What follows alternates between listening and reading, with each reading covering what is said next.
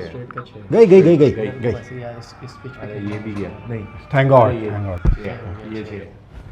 अरे एक दफ़ा इंटरनेट चला गया यार। अरे पूरी क्या दुनिया में मसला है शार्क को हमारी इंटरनेट केबल मिलती है।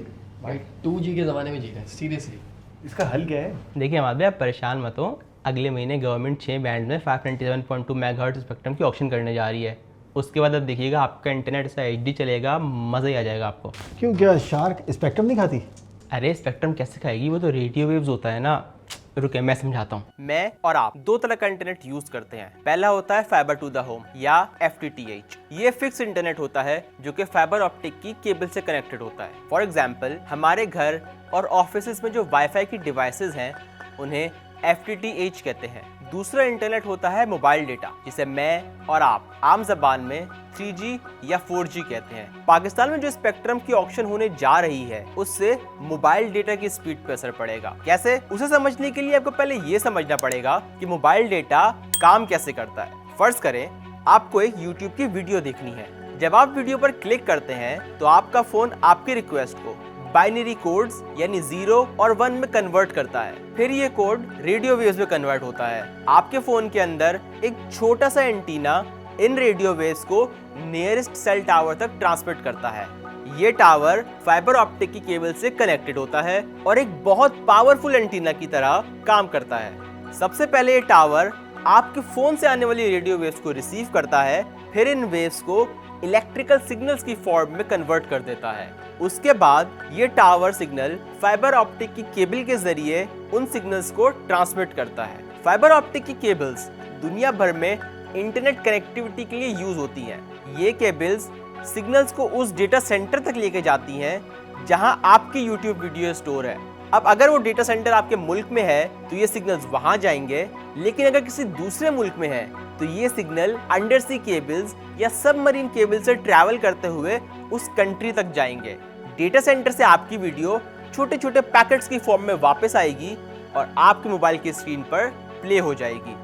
ये सब कुछ सेकंड्स में होता है। अब आपको इंटरनेट समझ आ गया। अब आते हैं स्पेक्ट्रम पर। जो स्पेक्ट्रम की ऑक्शन होने जा रही है उसमें 597.2 मेगाहर्ट्ज की बैंडविड्थ बेची जाएगी। ये बैंडविड्थ 6 डिफरेंट बैंड्स में अवेलेबल है। थोड़ा ट्रिकी हो गया ना, सिंप्लीफाई करते हैं। सबसे पहले मेगाहर्ट्ज को समझते हैं। इंटरनेट रेडियो वेव्स के थ्रू कैरी होता है और ये वेव्स यूं ट्रैवल करती हैं। एक वेव 1 सेकंड में कितनी दफा नीचे से ऊपर जाके दोबारा नीचे आती है उसे हम फ्रीक्वेंसी कहते हैं। अगर किसी वेव की फ्रीक्वेंसी 1 हर्ट्ज है तो इसका मतलब वो वेव 1 सेकंड में एक दफा ऊपर से नीचे जाके दोबारा ऊपर आ रही है। 1 मेगाहर्ट्ज का मतलब है वेव 1 सेकंड में 1 मिलियन टाइम्स यानी कि 10 लाख दफा ऊपर से नीचे जाके दोबारा ऊपर आ रही है। जितनी ज्यादा मेगाहर्ट्ज होंगी वेव्स उतना ज्यादा डेटा कैरी करेगी और जितनी कम मेगाहर्ट्ज होंगी उतना कम डेटा कैरी होगा। लेकिन ज्यादा मेगाहर्ट्ज वाली वेव्स लंबा डिस्टेंस कवर नहीं कर सकती, जबकि कम मेगाहर्ट्ज वाली वेव्स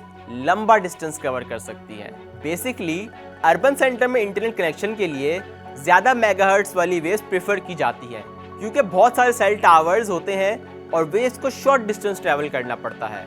इन कंपैरिजन जो रूरल एरियाज होते हैं जहां सेल टावर्स दूर दूर होते हैं और वेव्स को लंबा डिस्टेंस ट्रैवल करना पड़ता है, वहां कम मेगाहर्ट्ज वाली वेव बेहतर रहती है। अब वेव्स भी समझ आ गई। Now let's understand bands. Band एक सेट ऑफ फ्रीक्वेंसी को कहते हैं। आप इसे ऐसे समझ सकते हैं जैसे बैंड एक बिल्डिंग है और फ्रीक्वेंसीज उस बिल्डिंग में डिफरेंट अपार्टमेंट्स हैं। एक बिल्डिंग में मुख्तलिफ लोग अपार्टमेंट बुक करा सकते हैं। आपकी बिल्डिंग तो एक होगी लेकिन हर किसी का अपार्टमेंट उसकी पर्सनल प्रॉपर्टी होगा। बैंड्स भी इसी तरह काम करते हैं। एक बैंड में मुख्तलिफ टेलीकॉम कंपनीज को फ्रीक्वेंसीज अलॉट की जाती हैं जिन पर उनका एक्सक्लूसिव राइट होता है। मार्च 10 को 6 बैंड्स में फ्रीक्वेंसीज की ऑक्शन हो रही है। ये बैंड्स हैं 700 megahertz, 1800 megahertz, 2100 megahertz, 2300 megahertz, 2600 megahertz and 3500 megahertz. अब यहाँ ये सवाल बनता है कि ये स्पेसिफिक बैंड्स ही क्यों? 700 मेगाहर्ट्ज का बैंड क्यों? 600 क्यों नहीं? ये 2300 मेगाहर्ट्ज क्यों? 2000 क्यों नहीं? तो इसका जवाब ये है कि वेव्स एक इलेक्ट्रोमैग्नेटिक स्पेक्ट्रम पर लाया करती हैं।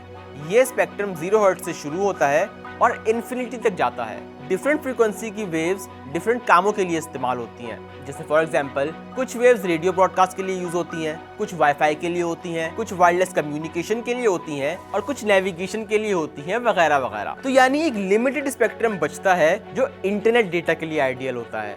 इस सिचुएशन से डील करने के लिए गवर्नमेंट फ्रीक्वेंसीज एलोकेट करती है। ये इसलिए होता है ताकि हर सर्विस प्रोवाइडर की अपनी अलग फ्रीक्वेंसी हो। अगर ऐसा ना हो तो एक ही फ्रीक्वेंसी मल्टीपल कंपनीज यूज करेंगी और आप कॉल किसी और को करेंगे और आपको आवाज किसी और की आएगी। इसे आप ऐसे समझ सकते हैं कि जैसे एक रोड है जिस पर एक लेन बसेस की है, एक कार्स की है, एक मोटरसाइकिल की है और 2 लेन्स बंद है। इस एग्जांपल में कार्स, बसेस और मोटरसाइकिल डिफरेंट टेलीकॉम कंपनीज है, जो कि पाकिस्तान के केस में जोंग, जैज और यूफोन है।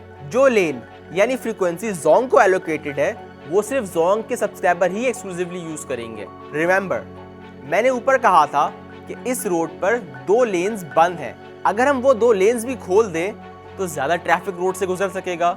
गवर्नमेंट यही करने जा रही है। इस ऑक्शन के बाद टेलीकॉम कंपनीज को ज्यादा स्पेक्ट्रम अवेलेबल होगा जिससे इंटरनेट ट्रैफिक मजीद तेज होगा। इस टेबल को देखें, इसमें यह बताया गया है कि पाकिस्तान में टेलीकॉम कंपनीज को कितनी फ्रीक्वेंसीज किस बैंड में अलॉट हुई हुई है। इस टेबल में से हम 2100 मेगाहर्ट्ज के बैंड को देखते हैं। ये बैंड 1920 मेगाहर्ट्ज से स्टार्ट होकर 2170 मेगाहर्ट्ज तक जाता है। इसमें जो फ्रीक्वेंसीज रेड है वो जैज को अलॉट हुई हुई है, ब्लू टेलीनोर के पास है, ग्रीन जोंग के पास है, ऑरेंज यूफोन के पास है और येलो फ्रीक्वेंसीज किसी को अलॉट नहीं हुई हुई। यही वो फ्रीक्वेंसीज हैं जो अभी बंद है। अगर ये फ्रीक्वेंसीज भी एलोकेट हो जाती हैं तो क्लियरली ज्यादा डेटा ट्रैफिक के लिए ज्यादा लेन्स अवेलेबल होंगी जिससे इंटरनेट तेज होगा। इस ऑक्शन के बाद इंटरनेट एक्चुअली तेज होगा या नहीं ये तो बाद में पता चलेगा, लेकिन इस एक्सप्लेनर के बाद आपको ये जरूर समझ आ गया होगा कि स्पेक्ट्रम, बैंड और वेव जैसे मुश्किल अल्फाज के पीछे क्या टेक्नोलॉजी है और वो किस तरह मेरे और आपके इंटरनेट को चला रही है।